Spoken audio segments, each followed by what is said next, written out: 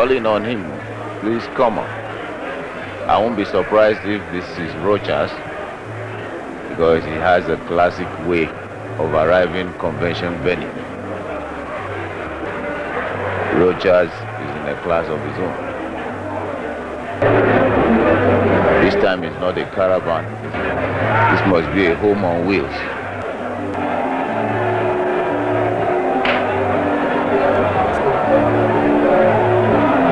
I told you, Rochas.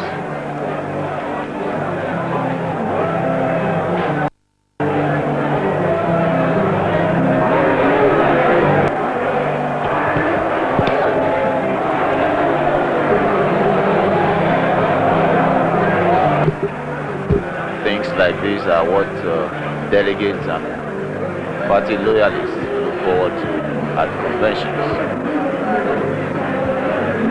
This is part of the fun of it all.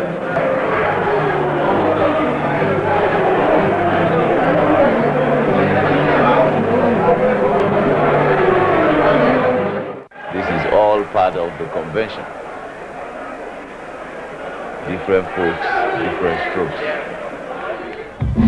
1st October 1960, Nigeria became an independent nation through the sacrifice of our great leaders, the Sardaunas, the Azikiwes, and the Awolowos, who fought and fought seriously to give us a sense of identity, a sense of citizenship, and a sense of freedom.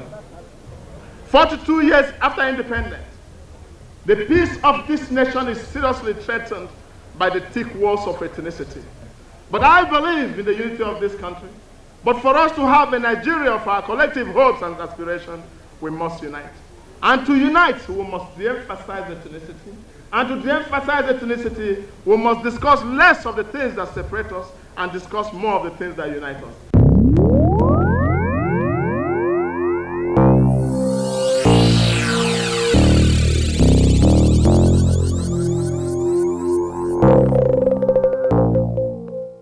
When he came to public light more than 15 years ago, he neither had the name or the honor. But today, the name Owele Anayo Okorocha, just like a household product, has stuck to every lip within and even beyond the shores of this country. Drawn on comparative analysis and based on certain informed premise, we take stock of the performance of Owele Anayo Okorocha. Even though it may seem like a relatively short period to begin to take stock, the scorecard of this ebullient, charismatic politician is good enough to evaluate in the eyes of the public. Given the interest and mixed emotions associated with his political outing and his impressive performance within such a relatively short period, we are but compelled to review the performance of this man, whose personality and rising profile would continue to engage the thought of politicians and the Nigerian public. In 2003, Owele Rochas Okorocha addressed a cross-section of the Nigerian public.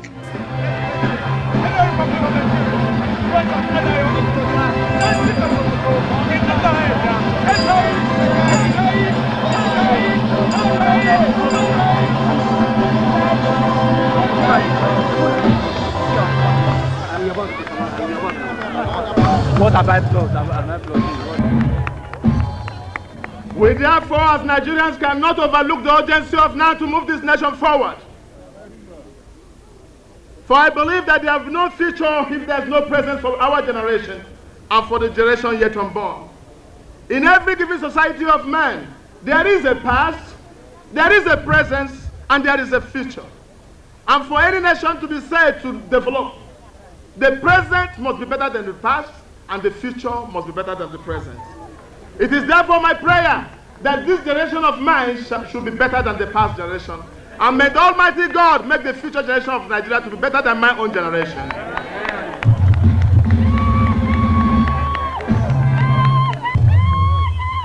I therefore speak to you today not as a special person in this country, because I feel I'm like any other matter. But I speak to you today as a Nigerian, as a genuine and concerned Nigerian, from the bottom of my heart, who prays for the welfare of this nation. Today, ladies and gentlemen, You might be asking me, and several questions might be in your mind. Who are you? Where are you coming from? What is your origin? Who are your parents? This question has troubled many Nigerians about my candidacy. But let me say to you today that my name is Rochas Okorocha, a Nigerian who was born from the home of the have-nots. So I know what it takes to stay a whole day without food. And if Nigerians tell me today they have not eaten, I will believe you, because one time in my life, I have stayed for a whole day without food. And therefore I told God Almighty, Father in heaven, for any day you bless me, I will bless others. For any day you honor me, I will honor others. The day you give me, I will share with those who do not have. Because I know on my own I can do nothing, but I can do all things through God that strengthens me. But let me tell you, my fellow compatriots, no one has invited me. My desire not to fold my hand and watch the future of our children run to ruins has invited me. My desire to build a bridge of peace that will run through the 36 states of Nigeria and Abuja has invited me. My desire to build a Nigeria of our collective hopes and aspirations through women and youth empowerment has invited me. I believe that the political sun again will rise from my generation. When this sun rises, and it must rise, Nigerians neither will begin to command respect. When this sun rises, and it must rise, Nigerians queuing up for visa in American embassy and other countries' embassy by 4 o'clock and suffering and dying, reverse will be the case. Westerners will begin to queue up in our Nigerian embassies. Right. When this sun rises, the youths who have been suffering for so many years will now begin to enjoy. When this sun rises, and it must rise, our women who have been suffering from cradle to grave, with one slippers, one cloth, one head tie, God forbid, this will not happen anymore. When this sun rises, and it must rise, Nigeria will come together again under a table of brotherhood. And Ezazobulu, Justice Ezazobulu, chairman of Oheze, will be holding hand with MD Yusuf. And MD Yusuf will be holding hand with Chief Adesanya. And all of them will be holding hand as a brother. And they will sing, "No tribe and tongue may differ in brotherhood." When the sun rises, and it must rise. He was at that time addressing the mood of the nation. Equally historic and significant was the speech he delivered during the fundraising for the completion of the National Ecumenical Center. The coordinator of this event is my master, is my boss, the richest in the world, the great one in battle, the Lord of Lords, the Prince of Peace, the omnipotent, omniscience, omnipresence. He alone is the coordinator. But let me, mine is therefore not an address, but to give honor to whom honor is due. Mr. President, you've touched me particularly by not considering protocol to have agreed to lead this entire committee of friends. The success today is because you are here. Your Excellency, I want to thank you particularly for making out time, for signing letters to yourself, for encouraging people, making calls. Up to 12 o'clock midnight yesterday, the President was making calls to his friends, asking them to come and donate generously. But let me assure you, sir, that of all your great reforms, this is one of your greatest reforms. God bless you.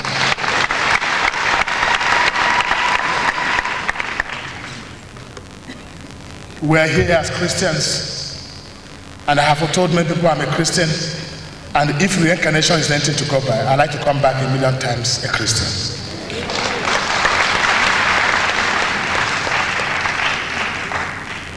Today, I've just come to announce to you that finally, the house of the Lord is built.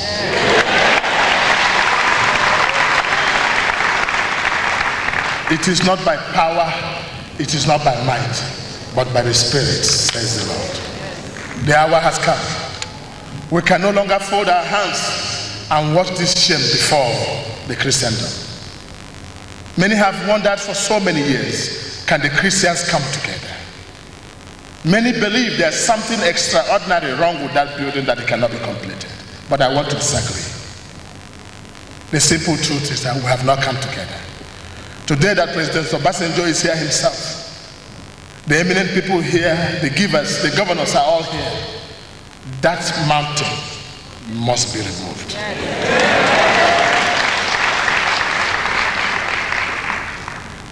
I want to say for those Christians who have been believing that it is not possible to complete the place, mine is just a little story of a man of wisdom with gray hair for 70 years. He knows everything in the world and answers every question and has never failed. And there's this little boy of 12 years old who also believes he's very intelligent and wanted to prove to the man of wisdom with gray hair that you do not know it all. He went up to him with a grasshopper in his hand and said to the man of gray hair, "Sir, tell me, I'm told you know everything in the world. Tell me if this grasshopper is alive or dead." And the man of gray hair looked at him. The boy had in mind that once the man says he's alive, he squeezes his hand and the grasshopper will die. And if he says he's dead, he will let it fly away. The man of gray hair looked at him and said, "My son, the life of this grasshopper is in your hands."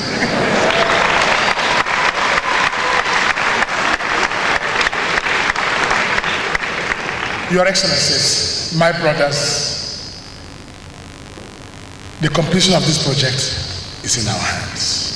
Shall we then rise up to our responsibility and complete this project for God? For if we do not do this now, we might be destroying the psyche of generations of Christians yet unborn. They may ask us questions. Where were you? What happened? How come? The how come has come to an end today. In Jesus' name. Today I just want to wish to see that day when this building will be completed. And President Olusegun Obasanjo will now be in charge of the choir group.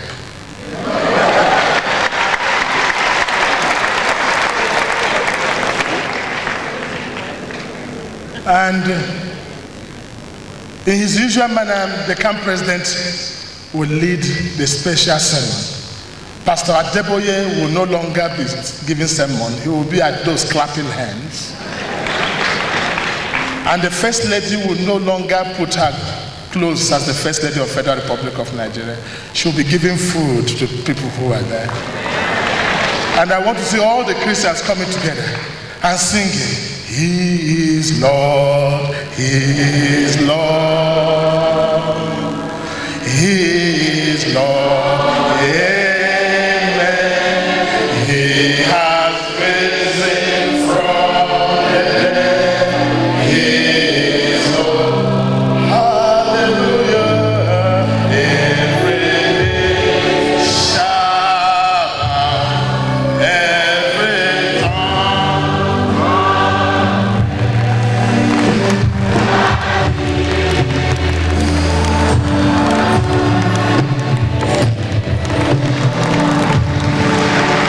Would you mind giving Rochas and Okorocha a standing ovation?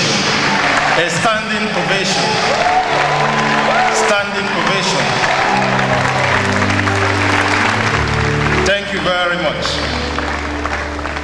You know, it's not always that we see people like Rochas and Okorocha using what God has given them, whether it's wealth, material wealth, time, whatever resources, to serve humanity.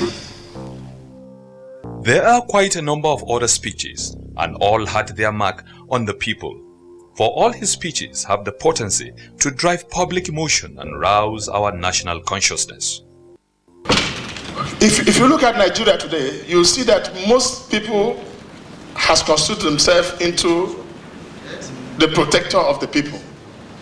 Some people come from the southeast and they speak for the Igbos. Some come from the Arewa and speak for the Arewa.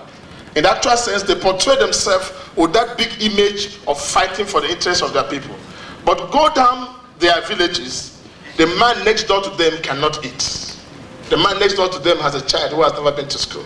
Meanwhile, their children are abroad in the best schools. Meanwhile, they have pounds and dollars stacked abroad, and yet they preach this issue of fighting for the people.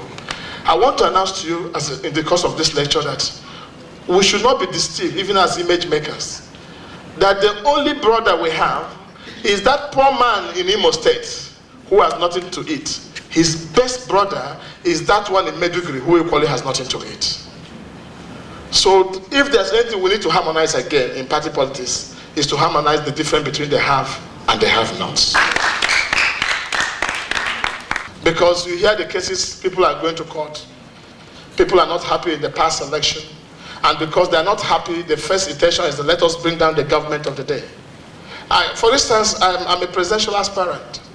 And I said, even if and it is clear that I have not dropped my ambition to be the President of the Federal Republic of Nigeria. But I do not want to take over a crippled government. Therefore, the best option is to support to build a government that is sound. So when I take over, I can take over a sound government. And that basically should be the spirit of every Nigerian in our nation's politics.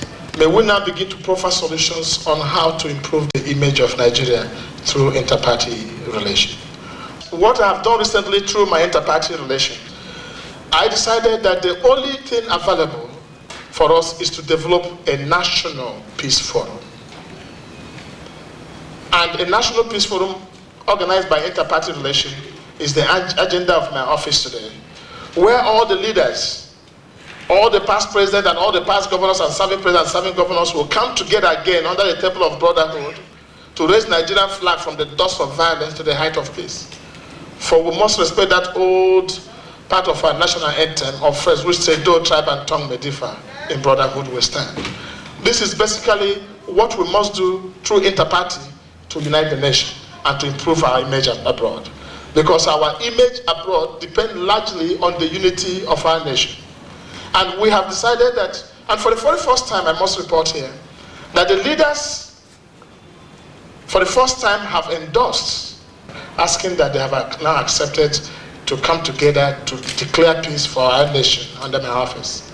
And this is what the political parties need to do in order that we might protect our image abroad. Therefore, we have decided to plan out this program as a way of enhancing party relation. Because most of what our leaders and those who are aggrieved in politics are fighting for is not necessarily to get to power to help people. Because I say to them, power is a trust which can only be justified if it is used for the goodwill of the suffering masses of the nation. And I believe that we have come to a moment in the history of our country where political parties are no longer important even, where sectional arrangements are no longer important. Philosophy is all important. Let the man who has vision and let the man who has what it takes upstairs to lead this country rule, irrespective of his party affiliation. And when we do all this, our nation will begin to command respect abroad. But above all, the problem has many the people, like I did ask, is that Nigerians have not learned to develop a national spirit. I was in America some time ago, and I was, by happenstance, I was invited to the first George Bush presidential dinner. And I watched a black young man who came up to sing the national anthem. By just crossing his chest and singing the national anthem of America, before he was done, half of the crowd had tears on their cheek. Total commitment to the nation. Today, we do not even understand the meaning of our national anthem. The time in Nigeria will sleep is the time of national anthem. The time Nigeria will talk to his neighbor or friend is the time we sing out, raising the flag of unity. We must develop a national spirit. When I talk about national spirit, I'm talking about the national spirit like the one in Mandela. The spirit that gives and not the one that takes. The spirit that considers the plight of the less privileged in society. The spirit that thinks of what it can do for its nation and not what its nation can do for it. The spirit that does not believe in the primitive accumulation of wealth. The spirit that says, I will die for my nation if only to save the life of a fellow Nigerian. The spirit of America. The spirit of the developed nations of the world. When this spirit is in us, this same Nigerian flag will begin to fly over hill and dale and mountains and begin to command respect in the remotest part of America. When this spirit is in us, our Nigerian youths who now claim to come from Ghana and come from Zimbabwe because they don't want identification will go back and hit their chest and say, behold, I'm a Nigerian, what can you do? And when this spirit is in us, our ladies now who have been subjected and debased and womanhood debased and woman trafficking, Nigerian women now have been gathered in tents by one foreigner. They are rushing everywhere in Italy. Reverse will be the case. What it used to be to talk to a Nigerian woman who looked talking to a white woman will come back. Only when this spirit is in us. And this is a spirit that we need to imbibe in our political parties, national spirit. And when this spirit finally comes to us, even this our economy that looks like nothing can be done, can turn around. Naira can begin to command respect once more. And dollars can follow Naira. It is possible. And this is the spirit I speak to you today. And when this spirit comes, and it must come, I would like to see that day when all of you, the image makers, will come in your white robe and your suits and glorify God and say, to God be the glory for a great day like this. God bless all of you.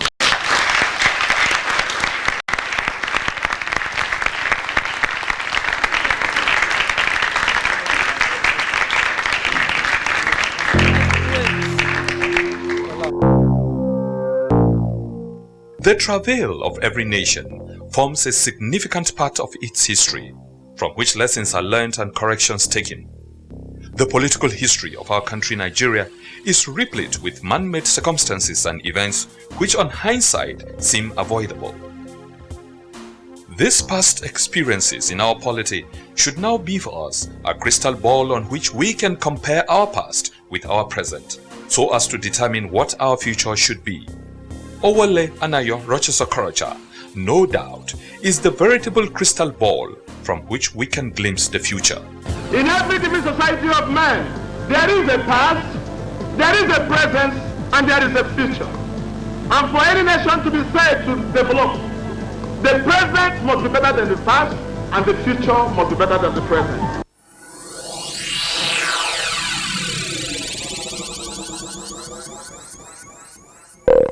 So I believe that there is no future if there is no present for our generation and for the generation yet unborn.